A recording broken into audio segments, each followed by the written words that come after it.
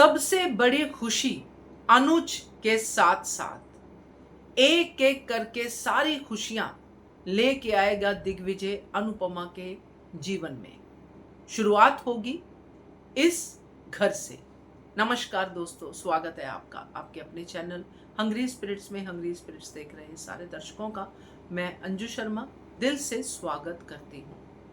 बहुत ही बढ़िया एपिसोड था आज का, मजेदार एकदम। अब लग रहा है कि अनुपमा के अच्छे दिन आने वाले हैं, क्योंकि अब अनुपमा को सब लोग याद कर रहे हैं इस तरह से कि जैसे अनुपमा ने जो उनके जीवन में किया है वो उनको अब एहसास हो रहा है, चाहे वो माँ ही हो चाहे वो कोई भी हो। और आज अनुपमा कहाँ पे है?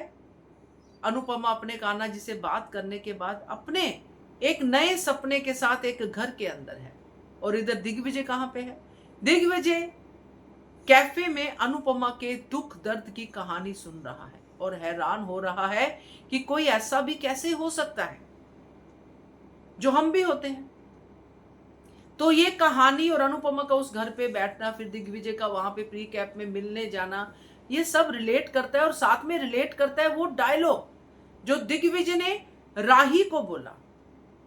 कौन सा डायलॉग है शायद आप समझ गए होंगे, मगर आगे डिटेल में बात करते हैं। पहले वही निवेदन, जिन्होंने अभी तक चैनल को सब्सक्राइब नहीं किया है कर लीजिए। साथ में दोस्तों बेल आइकॉन दबाइएगा ताकि आपको हमारे वीडियोस के नोटिफिकेशन मिलते रहे।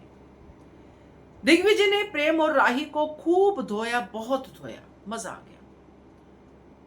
दिग्विजय जब ये कहता है कि अनुज का नाम लिखने से अनुज कपाड़िया नहीं बन जाते, उसका मतलब साफ है कि अनुज के नाम को भी यूज कर रहे हो तुम लोग। और राही जब कहती कि मेरे पॉप का नाम मत लो, और दिग्विजय कहता है कि तुम तो बोलो ही मत, मतलब जो भी उसका डायलॉग था कि तुम तो, मतलब मैं तो नाम नहीं लूंगा, जो भी डायलॉग था कि तुम तो नाम लो ही मत, कुछ इस तरह से। यहां पे दिग्विजय पूरी तरह से ये बात राही तक कन्वे करता है कि तुम अनुज कपाड़िया की बेटी कहलाने के लायक ही नहीं हो, क्योंकि दिग्विजय दोस्त रहा है अनुज का, इसलिए वो अनुज को अच्छे से समझता है। और जब दिग्विजय ये बात भी कहता है, राही को ही कहता है कि तुम राधा के बिना कान्हा को देख रही हो, ये तो हो ही नहीं सकता।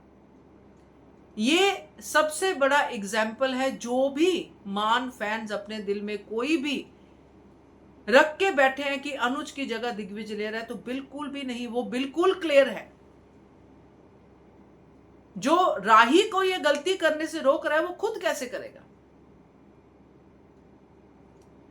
ये सब क्लास होके, ये सब चीजें होके, दिग्विजय का वापिस आना, फिर बापूजी का अनुपमा की कहानी सुनाना, और दिग्विजय को ये समझना कि मैं तो सिर्फ एक मेरी बेटी गई थी, उसके गम में इतना पागल हो गया कि मैंने अपने आप को बंद कर लिया। अनुपमा ने तो क्या कुछ खोया है, सम्मान, बच्चा, पति, प्यार, सब कुछ खो दिया, फिर भी वो खड़ी है, स्टैंड है। बहुत एनकरेजमेंट मिली दिग्विजय को, और यही एनकरेजमेंट अनुपमा के काम आएगी, क्योंकि दिग्विजय वहीं पे गया है जहां पे अनुपमा है, जो हम प्री कैप में देख रहे हैं। और अनुपमा का ये कहना कि ये मेरा घर, या जो भी किस घर की मैं मालकिन होंगी, अब इसी घर से शुरुआत होगी दोस्तों, क्योंकि अब अनुपमा की खुशियों ने टर्न ले लिया है। हाँ, खुशियों के बीच में तड़के तो लगेंगे ही लगेंगे, मगर सबसे बड़ी खुशी दिग्विजय को पता है क्या है अनुपमा की जिंदगी में। जैसे ही दिग्विजय को कोई ऐसा क्लू मिलता है कि अनुज जिंदा है, जो मिलेगा, क्योंकि 100% मुझे अब लग रहा है कि श्रुति ही अनुज को कहीं ना कहीं संभाले बैठी है, और वो उसकी स्माइल से पता चलता है कि मेरे पास तो वो इक्का है जो तुम लोग कभी सोच भी नहीं सकते। वो नहीं चाहती कि अनुपमा को पता चले कि अनुज जिंदा है, नहीं चाहती है वो।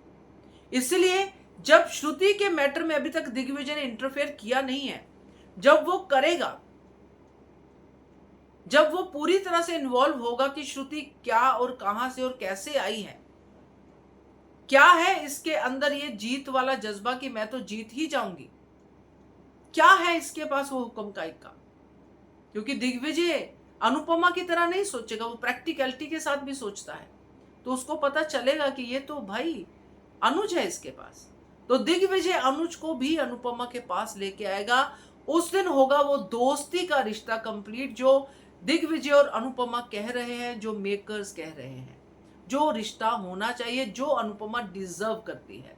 बाकी वही 4 लोगों की बातें हैं, जो मर्जी बोले, मगर ये आज के ये सारे सीन दिग्विजय के इसी तरफ जाते हैं। और खास करके उस डायलॉग को कभी मत भूलिएगा, राधा और कान्हा जी। तो कोई भी, चाहे वो खुद राधा ही क्यों ना हो, कान्हा जी से अपने आप को अलग नहीं कर सकती। तो अनुपमा तो कभी करना चाहती ही नहीं है। तो ये बहुत बढ़िया वाला है कि अब दिग्विजय शुरू करेगा अनुपमा की खुशियों को लौटाना, और सबसे बड़ी खुशी होगी अनुज। क्या कहते हो आप? कमेंट कीजिएगा। देखते रहिए चैनल हंग्री एक्सप्रेस।